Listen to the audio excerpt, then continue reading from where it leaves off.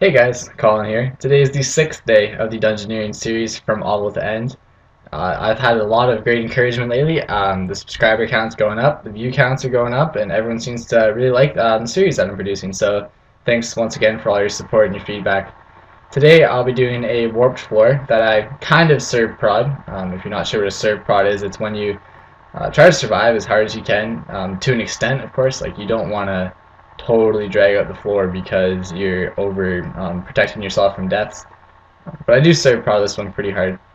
So we're going to see why it's beneficial, what the XP rate is at the end, and how I could have improved the time of the floor for sure. So as we start out here, we have Woozy is keying this one. Pardon me there. I'm not sure if that's how you pronounce it. He's from Belgium, so congrats to him, and he's very fluent English for being Belgian.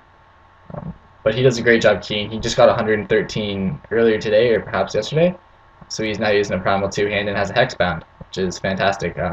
It's a suicided floor, so there's a leech. These times are generally worse with the SL floors, but he was telling me just before I got here that he did an 18-minute floor before this, and I've keyed about a 22-minute warped as my quickest. This time ends up being around there, not quite that fast, but around there. This is the 5 statue door, which, believe it or not, a lot of people don't know how to do. It's very simple. You mine the 5 bricks out of the wall. Best to mine 6 because the chances are you'll miscraft one. Then on 5 of the statues will already have weapons attached to them. Whether if it's a bow, then that means you need to attach a sword to the statue directly across from it. If it's a sword, it needs to be a staff across from it, and if it's a staff, it needs to be a bow across from it. This is just based off RuneScape's melee triangle, which is not necessarily accurate, but it's what it's supposed to be. Here I run into a GD, so I just I teleport out, drop a quick Gatestone, GGS, very standard stuff. Try to help the team out as much as I can. And yeah, so last night I was doing some rune spam when I was studying for calculus, and I got a PM from Nitrostat, who stumbled upon one of my videos and looking for a Dungeoneering guide, and said he liked the content and that he wanted me to produce a lower level Dungeoneering guide. So I'm looking into it. I'm trying to think of something creative to do. As you see there, I misclick again. That stupid bar. I'm still trying to adjust to the change DPI. It's tricky. But anyways, yes. So I'm gonna produce just a short guide. It's not going to be that big of a deal. Here I misclick and I have to redo my Gatestone. It's not going to be that big of a deal. It'll probably just be like outlining what floors to do and what kind of methods can be used, like when you should do smalls, when you should do larges, etc. Last night I was lucky enough that Pillsbury and Elwyn's both needed their C1s, so I got those knocked out of the way. And now I just need 2 more warped floors before I can prestige, and I should get 102 in the next floor I do. Unfortunately, I don't have time right now to do it. It's pretty crazy around my house at the moment. It's birthday season, and I've also had an exam today. So fortunately for me, I run into an Edamu. I'm not sure how the exact pronunciation is. I'm gonna call it an Edamu. They attack with mage and range, or mage and melee, and then they're pretty straightforward to kill. You just pray mage. You're guaranteed salvials, but the thing you're looking for is a blood necklace. I get unlucky, I get trolled with some blood runes, and I don't find one. And I'm not very happy with that. I don't know what the exact odds are of finding one. I'd say if you're doing the higher level floors, I'll run into one every 3 or 4 dungeons. They're not, like, since Jagex did the update, they're not that uncommon. Another update that Jagex just did, I'm not sure when, I'm thinking it was last night, it was pretty short, it was pretty recently, was they changed, they put World 77 as an 100 to 120 Dungeoneer world. I went on 77 before I came here, and it wasn't the case. I stumbled into another Edamu, which is, I've never found 2 on the same floor. But instead of just finishing the kill, I opened up the door expecting to see what it is, and it ended up being a Duke, so hopefully I can help my team out. And if you look on the chat bar there, I picked up an orange rectangle, and my team used an orange rectangle, so doing that was really a smart move, and I'm glad I did it because the key was able to help them out. So I just say, hold on, I'm killing this Edamu, and I probably spend about 40 seconds, 50 seconds over the course of this floor that is entirely wasted searching for a blood necklace. And knowing my luck, I guess you guys already know what the drop's going to be. It's going to be some more blood runes and salvials, and of course, let's not give me a blood necklace. I'm still looking. I'm really hoping to find something soon, and I'm down to 300 or 400k XP off 98 defense. So when I knock that out, then I'll be able to go buy to bind a Proud Plate Buddy. So we got our first fun room, as Woozy likes to call it. It's a Ramo, and everyone's helping out, great. Get the Major dead, great. And then they leave the door to me. This probably wasn't the smartest idea because I have a gate already, so I can't just like re-gate it and then come back. So I try to do some ninja luring, so I can get the melee trapped on the other side of the obelisk and get the ranger within distance. So I only have to pray one. I end up getting it right at the end, but of course it's right when my team teleports back in. But still, I was trying to serve prod because these are fantastic XP, and I'm about 200k XP off with 3 warps with 3 warps to go before I did the floor. So I knew I needed to die at most 2 times in the floor. As you can see, my prayer is running out, and if we just look at the time, it's about 6 minutes in, and this is at 2 times speed. So it's actually about 12 minutes in the dungeon, and my prayer just ran out. As you can see, I CSB switched to mage the melee combat style Blood Rager, which I'm pretty sure is beneficial to do. It does hit fairly hard. Now here's where I make a pretty good mistake. I should have trusted in this team. I wasn't entirely. It was Slash and Woozy who I was friends with, and there was one other random person in the floor, and then a leech. I should have trusted the team that they would have had this door gated, but I look on. I go to look at the key tab, and I see that, hey, we have this one key, so I'm like, okay, and then I run out a little bit, and I see the key door, so I'm saying, if it was already gated, they would have teleported to it, and they would have opened it, but nobody teleported to it, so I decided to run it, and it ends up taking a lot of time out of the floor. It's going to come up in a minute here. I just remembered it now, and I wanted to talk about it. So yeah, hopefully I'll be able to produce, just like put out a short Dungeoneering guide. I'm not sure if there's anything that you guys specifically want to see. A couple puzzle doors maybe. Like there's a couple. Actually, I tried to record this guide earlier today, and I was doing a frozen floor. And you remember on the frozen floor how there's that one room you can run into where you have to like slide across the ice and then get under the pressure pads? That room must have taken me 2 minutes to do. It's crazy hard to do. I'm glad it's not on the upper level floors, or I'd have issues because they're pretty tricky to figure out. So we run into a two-way dead end, and GTGD, which is great. The Q did a really good job with the GGS placement.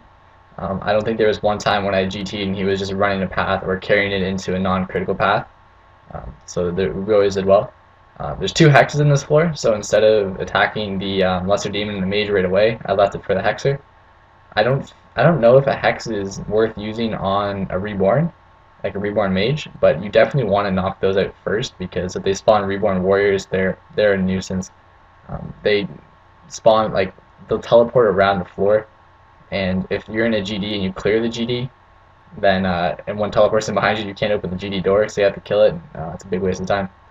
So as you see, I still have no prayer. I'm still Surv prodding. I'm just relying on salvials and some ninja luring to get through this one, waiting for my team to show up and help me out. I'm slowly but surely running out of food, and I'm slowly but surely I'm getting ready to die. But I'm trying to see how long I can hold off for it, because this is what I want to show, is just how to serve prod effectively. But like when I killed the Eating Moose, for example, I didn't loot every single salvio because that would have taken way too long. I just took looting in moderation. I think that's the #1 thing I need to stress, is just when you loot, just take what you need. Don't don't overdo it. So of course we get the floor layout was pretty bad in this one. We ended up finding a Ramo, and we ended up finding now we're in a Merc room, and I don't think it's a 63 room door, but it's 63 room floor, but it's definitely a longer one. The keyer is actually a maxed account, which is great, because so there's anything that's not a pot door we're fine on. And I managed to snipe some Mage Bane earlier on the floor. So right here is where I come out, and I was talking about this in an earlier day. If you see, I'm looking to the east there, and there's a door here, so I'm gonna say, oh, okay, can I right click it? So I go to right click it, boom, crimson corner, and then I look at my the current keys, and I see a red corner key, and whatever colors Jagex uses for the orange and the crimson keys, it's not very good, because I was confident it was crimson, run it all the way over here, and then I have to put my mouse over top of it and say, oh geez, it's orange. So that was a nice screw up on my part. I cost us a little bit of time, not too bad. I think the Surv Prodding hurt us even more. Um, I know Slash was here for XP as well, so he wasn't going too suicidal. Woozy does a great job to compensate for this. Like, he's still helping with the GDs, even though he's the keyer, which is great. Even when I do suicide keying as well, I don't necessarily just run paths. Like, I will do keys, or I will do GDs as well. I see my key pops up, immediately teleport out. Now I'm a free door, or my free gate, so I make sure to inform them pretty soon. I'm not sure what point I do this, but I make my new gate, and I'm conscious, like just watching out for it.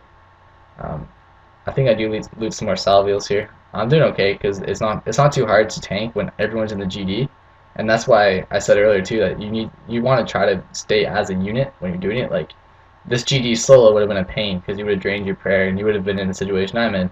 However, since the 4 of us were doing it, it wasn't an issue, and the communications was really good in this floor. Everyone knew when to hold the GT. I told them that the only real path would be the Guardian, or would be the boss. We teleport to the boss, and I see, hey, there's a yellow wedge, so I'm going to run that. Since I'm in survival mode, like just making sure I don't die here, it was best off for me to just let the suicide keyer take care of the boss for as much as he could. Unfortunately, because I'm not praying mage, I get binded, and this is just eats through my food. I managed to do the smithing door since I was 99, figured I'd be able to do it. Find a GD, gate it, teleport out, MGT, because I know the keyer would want that.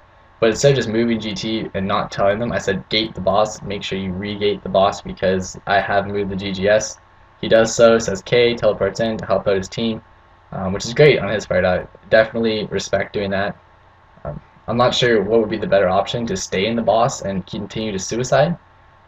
He was doing some pretty good damage to this boss. And to be honest, I'm not very familiar with this one. I don't know what to pray against Hope Devourer. I don't really know in special attacks. I think this is the first or the second time I've ever run into him.